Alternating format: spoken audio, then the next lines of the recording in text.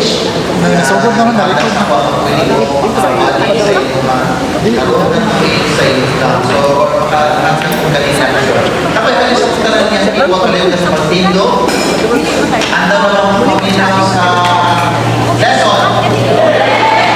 Please open your Bible to 1 Timothy chapter 5. 1 Timothy chapter 5. Ibang panalangin para sa unang mensahe. Ngayon mo hagyan lang para sa tanan. Gamitan kini Lord to bring enlightenment and encouragement to everyone here. To everyone that are here, Lord God. Father, gamitan ko na mao'y magdala sa mga pulong ko na ako sa banal na Espiritu. Lagay ko kaalam, and Lord, lagay ko kaiso na iwati ang kamatuhuran. I pray, Lord, that you continue to speak to the hearts of the young people and gamitan kini, Lord, to bring transformation in their lives. So, kini amahan ang ginaampo, ginapasalamatan sa pangalan ni Kristo nga Panginoon nga mong manluluwas. Amen. Salamat. Hindi na mo mag-ingkot. Ang atong mensahe ng buntag, mga young people, is keep thyself pure. I believe that one of the areas in which most young people lack discipline is in the area of purity. Diba ang tema ninyo karon saka is discipline to win. Pero sa kuwaman daw sila mga young people, tusa sa mga kulang, no, sa disiplina. Na nakita na ako sa kinabuhi sa mga young people, kaning area sa purity. I believe na daghan mga batanong karon, mga dalagang tao, dili na sila puti. Na ay mga Kristohanon na mga batanon, mga lalaki, babae, na dili na po sila mga putli karon. Tayo ba ng mga young people karon, na dili na matawag na ito ng virgin. Makita na ito mga igala, magpakasal na lang sila, tungod ka, nanay sulod ang tiyan. Ay kauban ko, nagpakasal sila karon, tungod mga magpakasal sila, pero nanay nahitabo sa ilahan. Ako sa mga young people na natin, ayaw ninyo tupi nga ka na ang mahitabo sa ibang kinabuhi. Kaya for your information, dili ka na ang kabubuton sa Diyos para nakatanan. Hindi na kung ikaw, Kristohanon ka. Amen. You know, it is estimated in 2022 that there are 58.1 of registered live births in the Philippines were born out of wedlock. That means more than 50% mga young people, ang kaning mga babae ba nga wala pa sila ikasal, wala pa sila naminyo, nabuntis na sila. Amen. Totally, approximately 844,909 babies. So, ni-increase siya kada tuig mga young people o mga higala. Kanina survey, nakabase na siya sa Philippine Statistics Authority. Now, let me show you an illustration para masabtan ninyo ang kanin, kung sa ka-importante ang kanin purity. Now, nagdala ko karoon o kanin duhang ang bottle. Palihog ko sa bottle. Ang isang kakuan, sulod aning botilya, limpyo siya. Ang isa, ugaw. Now, tanawan ninyo siya. Palihog sa mga Brother Edward. Palihog ko.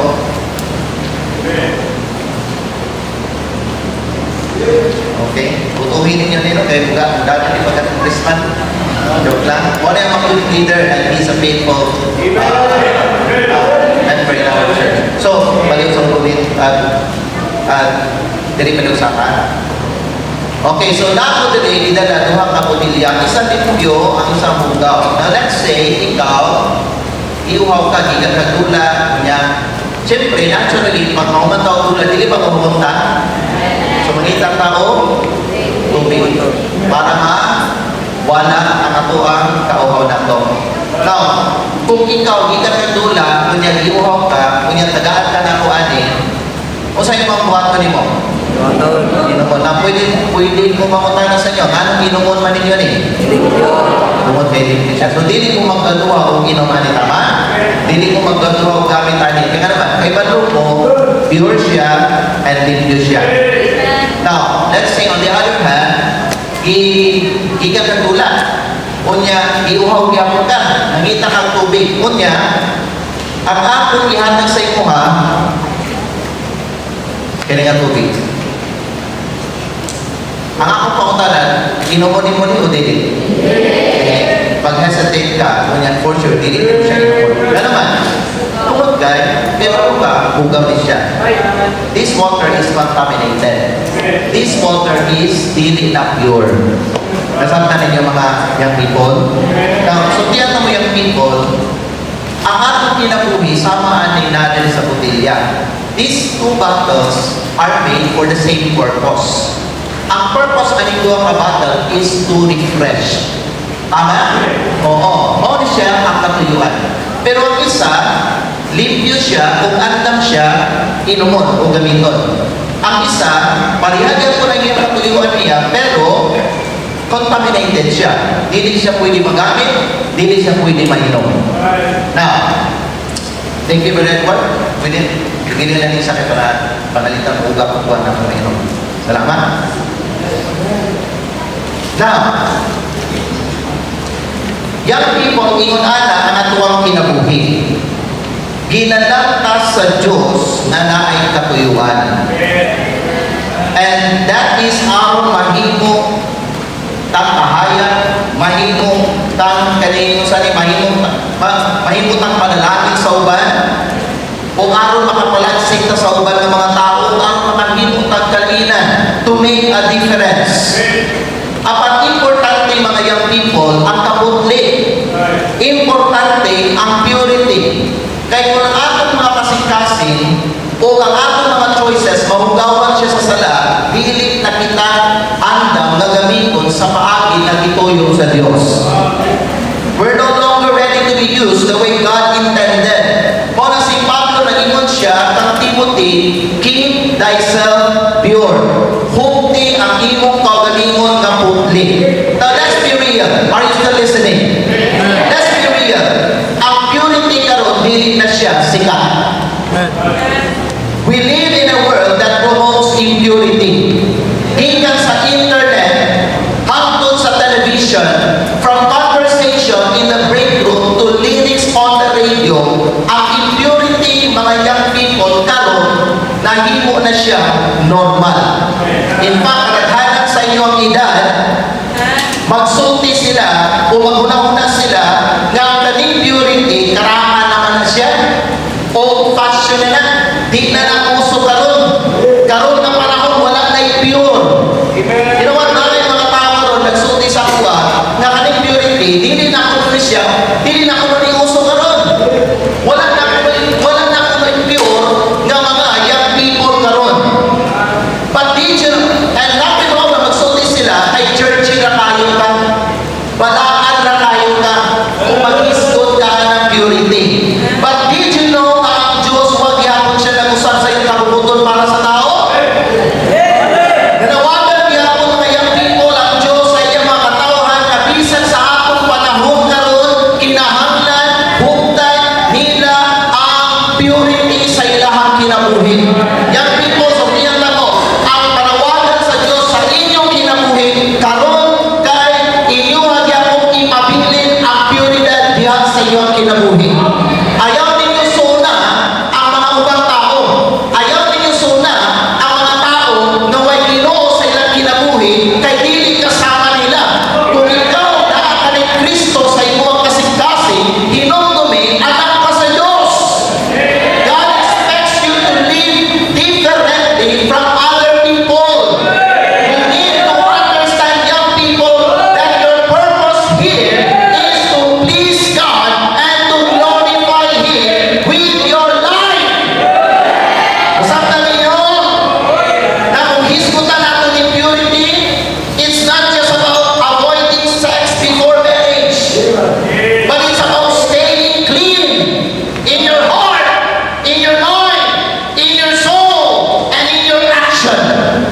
This morning, ako ang hisgutan na kung importante man yung purity. Base ka rin siguro na yung mga nag-appeal din, hindi ka na pure ba? Nahilang ka na. Pero so, yan na ka, dili pa ni ulahi, dili pa ni siya mauwi ka ni ulahi para ni mo. Pwede ka pa ni hapon i-restore sa Ginoo. Kung nakita ni mo ang imong kaugaling karon na di ka na putli at ubangan sa Diyos, pwede ka pa mapasaylo sa Diyos, pwede ka pa ma-restore sa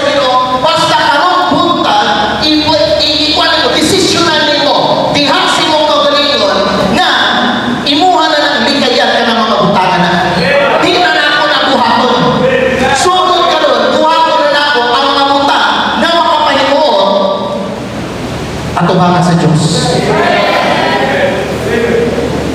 Nga ano man ang Diyos, nagmantungan ni sa ato to keep ourselves pure. Kung sa may namiligro let me give you 4 things this morning.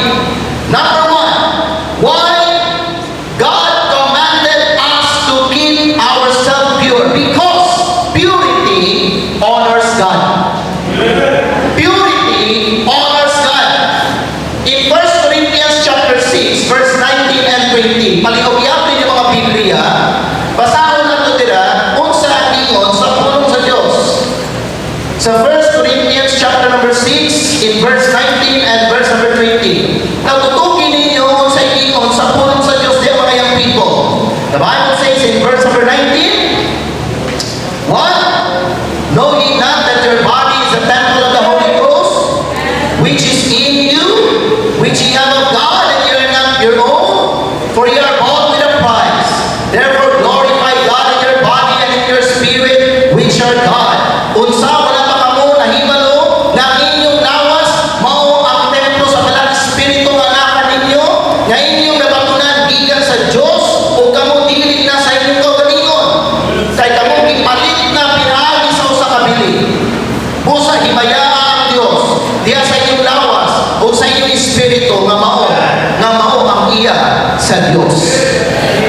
Na-realize ninyo, your body is a temple. Ayaw ninyo nagkalimting, mga young people, nga ang inyong lawas, templo ka na sa Diyos. When God made you and saved you, nagpuyo siya niya sunod sa iyo. Kung ikaw, luwas na. Importante young people, nga ang pingan mo, protektahan mo, nga alam ka lawas,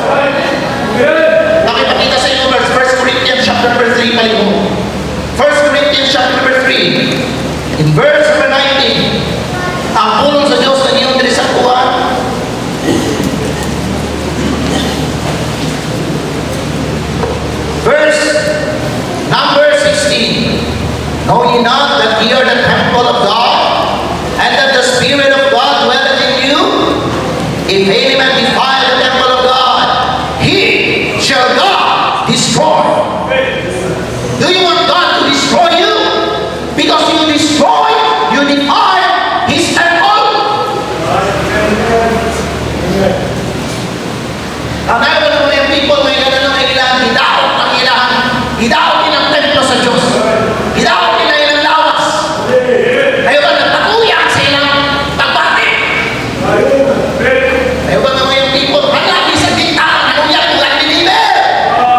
Ano yan kung backslider na Kristohanon? Ano yan kung rebellious na Kristohanon? Kaya nakita niya, wala naging consequence. Asa man ang pagbunan sa Ginoo, hulat na! Your time will come! If you don't repent of that sin, umabot ang panahon, naniyo, unsa kinong gitanong. Dili mo ma-deceive ang Ginoo? God is not God! Usa sa atin gitagat kapag panahon sa Ginoo, pag hinungsog na, before kaniya, bunalan. Because anything that destroys the temple of God, He shall God destroy. Balaan na yung lawas mga yung people. Ako mga lalaki, balaan na yung lawas. Hindi na papasuwa. Kaya mga babae, ay yung lawas, balaan na. Tapunin ninyo na. Bantayin nila. And dahil ang gusto kuha sa lawas.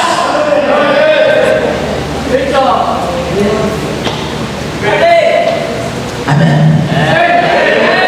Yes. Why keep yourself pure? Because purity honors God. Yung people, yung purpose ninyo ba, no? Nga hangtod sa adlaw sa iyong kasal, pure ka.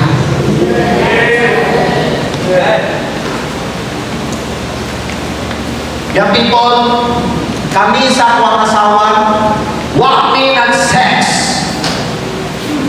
Katong panahon niya pa.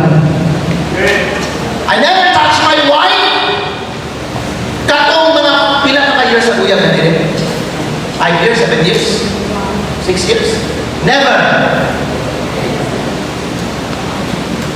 So kung kaya na mo, kung kaya sa uban, kaya nyo. Pagutang mo boundaries sa inyong kinabuhi. Aron maprotektahan ang imuhang purity.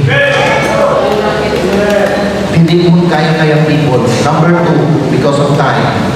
Why? Keep yourself pure. Manang naghando ang Diyos sa akin. Kung sa may nabiligruan, kung dili na ako'y pabiling na puti na akong ginabuhi. Number 2, purity guards your witness. Well, Philippians chapter 2 verse 15. Makita niyo may dalang mga pulong na sa Philippians chapter 2 verse number 15. The Bible says in Philippians chapter 2 verse number 15. Take note. Tanawa na sa inyong mga verse, sa inyong mga Bible, nagyunang po sa Diyos sa versikulo 15. That He may be blameless and harmless, the sons of God without rebuke, in the midst of a crooked and perverse nation, among whom He shine as lights in the world. Take note, that phrase, blameless and harmless. Who? The sons of God. Kinsa man yung mga sons of God? Mga Kristohanon o mga anak sa Diyos. Tama? Mga luwas na mga tao. Sa asa, in the midst of a crooked and perverse nation, among whom He shine as lights in the world. Unsay gingon sa pulong sa Diyos? Unsay kabubutong sa Ginoo yung people para sa inyong tanan o sa akong tanan? Nga dili kuno sa kalibutan o sa perverse, baliktad o hiwi-hiwi na nasod o kaning dautan nga kalibutan, importante ipakita ang imuhang kahayag. Shine as lights. It talks about your reputation. So meaning, when you keep yourself pure, kung sa imong giprotektahan ang imong reputasyon. Ang purity, magpatibabaw din na. Kaya ang purity ang people, kahayag na gikan sa kanilin. People are watching you. Your friends, your family, o base ng imong mga manghod. Natanaw sila sa imong kinabuhi. Na-observe sila sa imong kinabuhi. Itanaw kanina, kayo mong ipaghambog na Kristohanon ka. Imong ipaghambog na ikaw anak ka sa Diyos.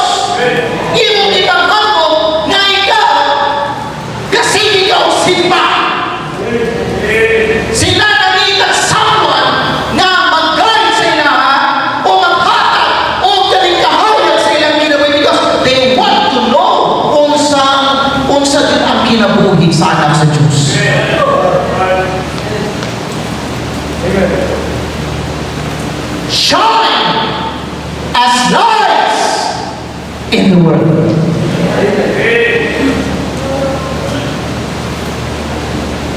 Ang putik ng kinabuhi, magpatibabaw nila, and people notice. Muna usa kayo, kaulaw. No, usa kaulaw ang butang. Nga ikaw, anak ka sa Diyos, Kristohanon ka. Unya, kung ka diya sa iyong eskwelahan, magsuot-suot ka sa imuhang mga classmates, sa ilang mga binuhatan dito. Uno tayo sa usa ka Kristohanon, kay malo sila na ikaw, anak sa Diyos, pero ikaw, madala ng nila. You want to walk and to live differently from them. Because God expects you to be different. Yang di ayaw mo pagpasaway niya sa kwas. Ayaw na yung tabunin, ang iyong ginawang identity. Ayaw na yung itago yung kahayag. Ipakita sa ila na ikaw ang tao na rin Diyos sa kinabuhi.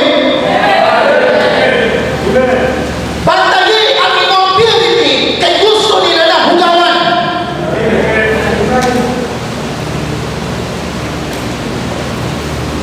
Ayun sa high school nga babae, nga hindi siya gusto ba mabigay dito sa eskwelahan.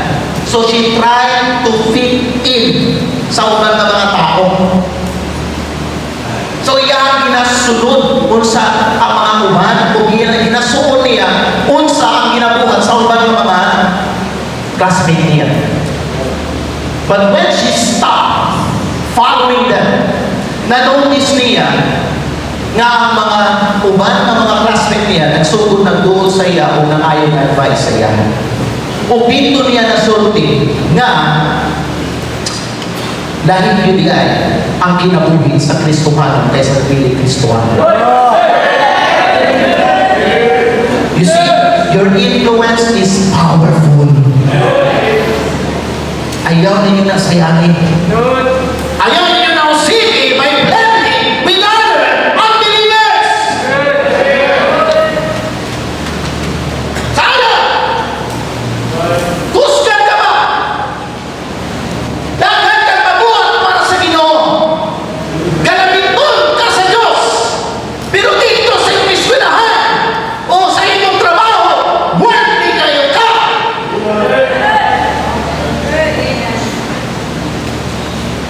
Dito sa gawas, wag yo'y nahibalo na ikaw, baptist ka na Kristohanon.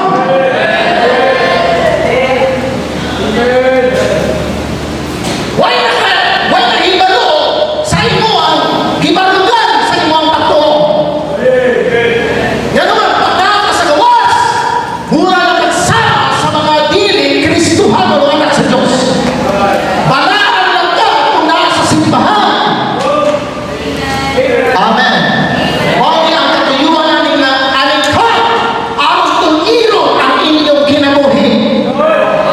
Ang katuyuan namin ka aron moabot ka sa punto sa iyong kinabuhi na ikaw mahigmata ka, makahinumtok ka sa iyong kinabuhi. Kaya ihong buhaton ninyo na karon mga young people, kay contemplate ninyo ang inyong kaugalingon unsa may mga pagkulang nako katubangan sa Dios, unsa mga dapat ako bangon sa akong kinabuhi, because God expects me to be a light in my community.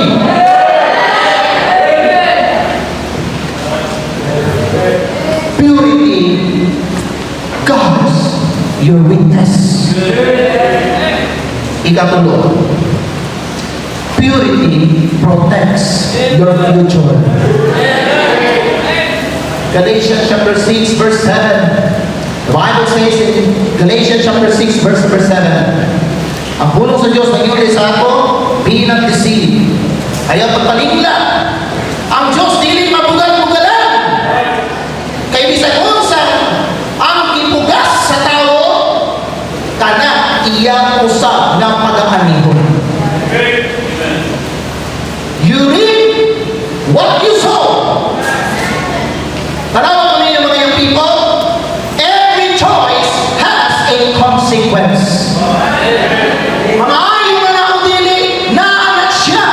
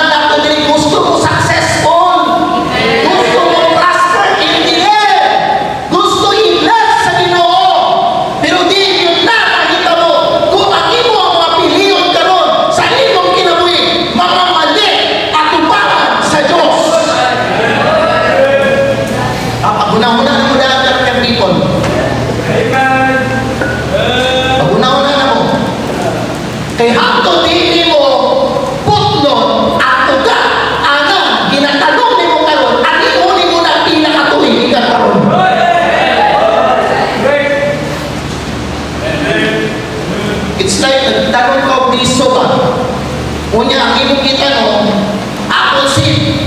Di pwede, apple ang imong kita no, panganin kang sa akin. In the same way, kung nagtanong kang sala, di ka pwede mag-ani ng kalinaw.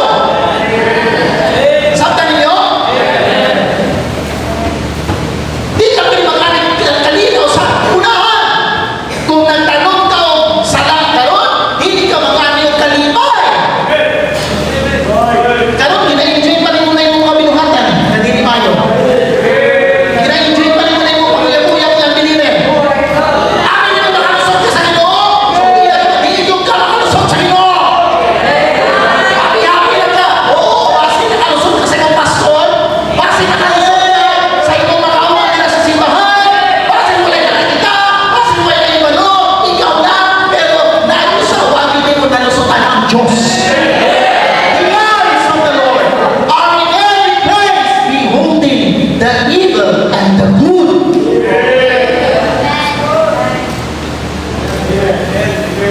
Yung people ang sala, gastos kayo. Gastos kayo sala. Dako kayo nagbabayaran. It costs more than you want to pay. Panalitan ba? Dahil gusto paliton, mahal ba kayo, pero yung kwartay na nilang hindi mo kayo. Ang sala, grabe ka taas ang price sa sala. Imagine kung sa kamahal ang sala. Pero kung sa kamahal ang sala, mahal tayo. Natihan kita ni Isong Kristo sa kalimutan. Kaya mo magayad sa sala, kamatayon. Na-realize niyo na, ang sala, lami siya sa sugod. Malinaw ka sa sugod. But in the end, it will bring death to your life. Mudah-mudahan na kay future. Ayaw people, ayaw na ninyo tanawan yung ginabi. Ang tanong lang. Pero ang tanong lang ang ilang itanaw. Consider your life 5 years from now, 10 years from now. What will it be? Kung saan ay namuhi 10 years from now, kung mauli ang ako buhaton karon.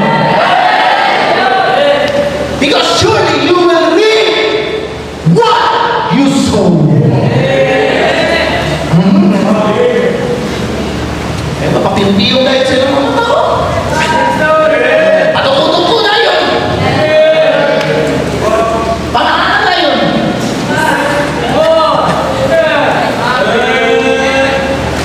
Pagkakarin mo dito kayo mo, pa-excuse ha. Igo ka na ba? Hello? Paminawan niya ang pulong sa Diyos. Tawanan niya ang pulong sa Diyos. Kung ang iyong ginamit, wala siya nasumay sa kababukong sa Diyos o sa pulong sa Diyos. Tulira, isumay ang iyong ginamit. I-adjust ang iyong ginamit. Iyan sa pulong sa Diyos. Papayin natin mo later, mapanalaginan ka sa Ginoo. Nakisa niya people gusto ka panalaginan sa Ginoo sa kaumaw? Ayaw ninyo isipan panalangin short term. Ang panalangin, long term. It requires consistency. Hindi mo imahin ng kakaroon. Kurang wak may result yan. Kung palaging panalangin, adi ang iyong bubalik. Bubalik ka sa iyong dahil minuatan. Ang blessing, long term. Hindi pwede magtanong ka karoon ng liso sa mangga, ugma, o sunod si mana, magbunga na lang yung itanong. Long term na, it requires persistency, consistency, endurance, and faithfulness. Why keep yourself pure? Because purity protects your future. Kasi ikaw, sa kapasi ng people karoon, nagsimba ka, or nag-apil ka ng activity, nagunaw na sugaw, ako super kaugmahon. Huwag mo pinakita ng maayos ako ang kaugalingon. Dili. Huwag ka limuan sa Diyos kung may katuyuan. God has a purpose in your life. You are made with a purpose. So don't tell yourself wala kang purpose. Tarungan lang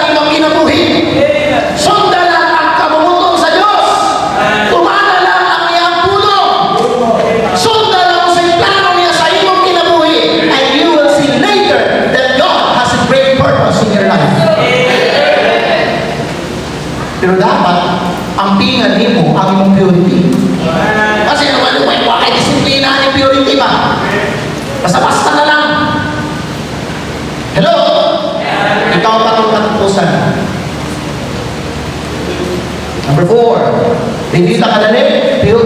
Why keep yourself pure? Nang di man siya sa Diyos, sa atong tanan. Kamo, kaya tipo, nang di man siya sa Ginoo sa inyo, ha? Because purity honors God.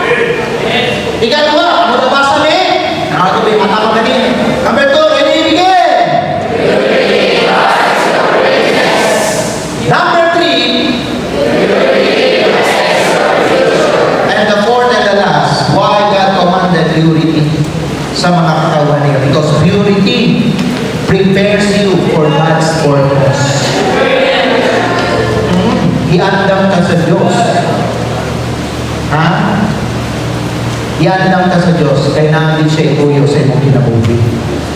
You know, the Bible says, 2 Timothy chapter 2, verse number 21, if a man therefore purge himself from this, he shall be a vessel unto honor, sanctified, and meet for the master's use. Young people, God has a big plans for you. Pero, gamiton lang niya ang mga limpyo na sudlanan. Okay, na pinailan mga ilan, mga young people ba, kanihat ko, nga nakataw sila'y tawag sa Ginoo nga, mag-missionary, mag-Bible teacher, mag-pastor. Noong sa man, nagpadala man. Sa ilang mundo, sa ilang mabati. Imbes ka nabiton sa Diyos, wala na yun nagamit. Don't allow yourself, kaya na, may unana ka. Gamiton ka sa Diyos. Bawal inayon ka. Kaya sa ikatuyuan sa iyong kinabuhi.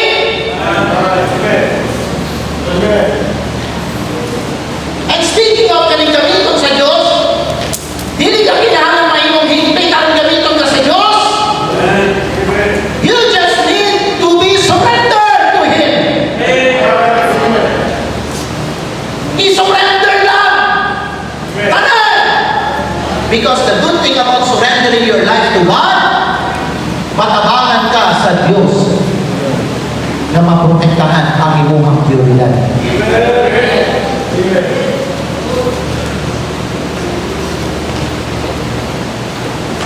God uses clean vessels. Ang purity po, hindi na sa inyo na imuang hindi kaya ng sala. It's about being available to serve. Available ba kayang people? Diyan sa Ginoo? Daghan na kayo mga nag-graduate karon. Daghan mga nag-graduate last year. Ang karon may trabaho. Nanikamot na hindi trabaho, pero hindi available ang mga kumpanya.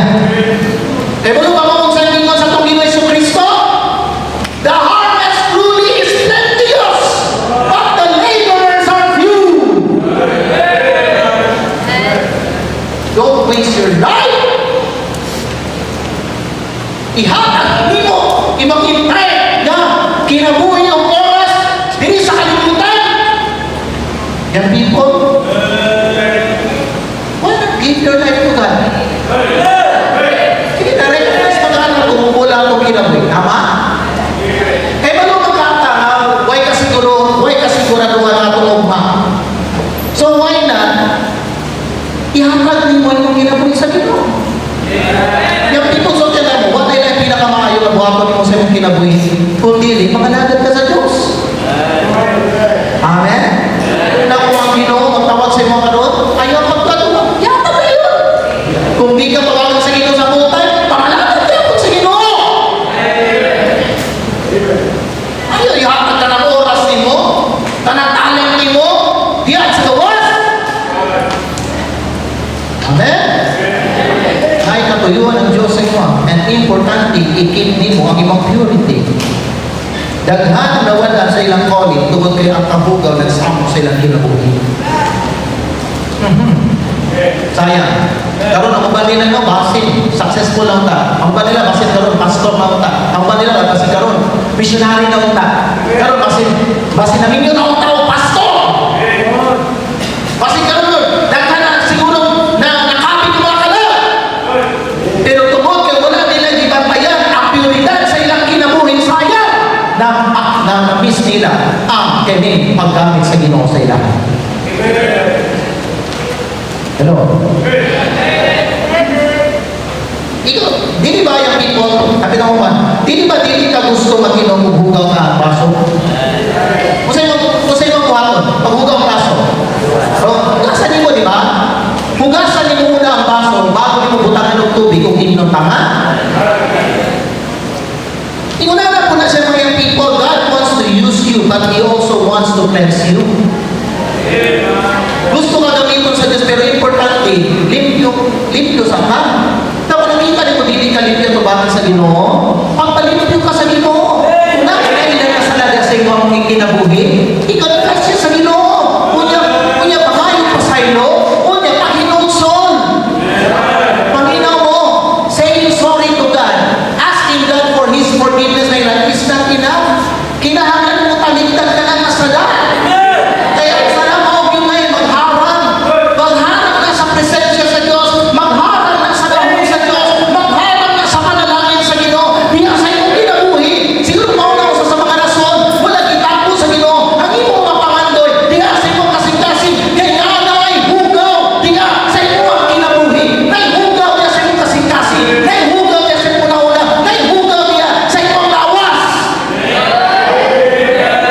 Ang Diyos andam mo sa lugar, hindi mo, pero hugaw ka. Naghugaw ka na sa luwas. Naghugaw ka sa kalibutan. So, ang iyang plano, mapanalanginan ka, gamiton ka, huwag pa niya nabuhat. Kaya ang sala, kinakumtan ka niyo, kina-impress pa niyo ang sala kaya sa imong kinabuhi. So, if you want to be used by God, kisa siya gusto ka gamiton sa Diyos. Ipatasin ka mo.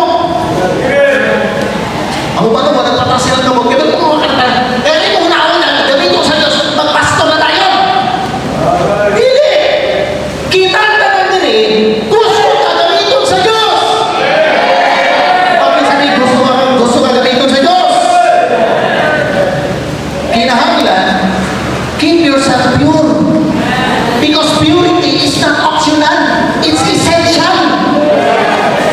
Amen? Isa na gusto niyo masaksiyan ng dahon sa Ginoo sa inyong kinabuhi. Patasin ka mo. Then keep yourself pure. In conclusion, nga imuhang ipabilin mong kauguling kapunti because number one, sige ito, sige namin, mga babae, sige mga babae, why keep yourself pure? Because number one, number two, mga lalaki, number three, mga babae, number four, tanan-tanan, purity, for God. Ano ba mo karon, nanay, yata ang Ginoo, kinsa ang iyang kawan.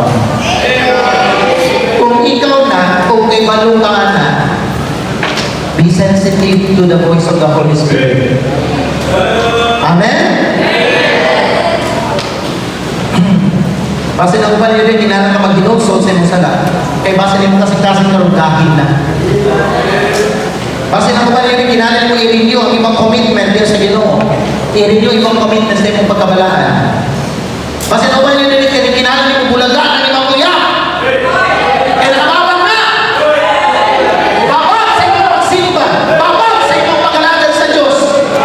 Bawang sa imong plano mamusunod sa kabutong sa Ginoo. Bawang! Ulagin na. Itagalikan siya sa Ginoo. Ang ba no? Kahit mo na no? Muna mas bukan kinay mo kuya para sa Ginoo ba?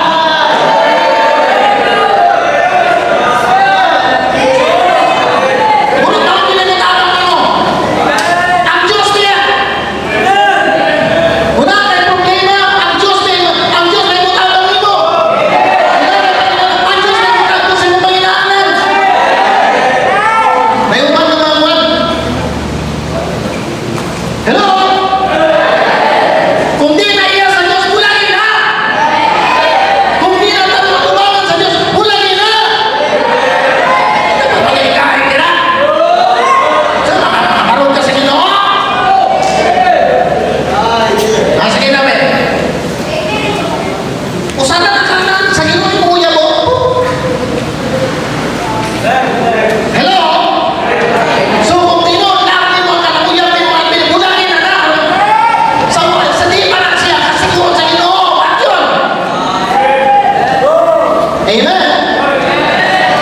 Kung karon kung hindi kami kakaluwas, kuha pa kay relasyon sa Ginoo, dawat na si Kristo karon. Because Panginoon yung people, true purity only begins with a clean heart.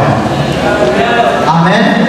Si Kristo ang makahindo sa mga kasing-kasing. Dawat na siya, isip-isip personal na Ginoo paluwas. Sino pa ito mga ulap yun ang mga bata?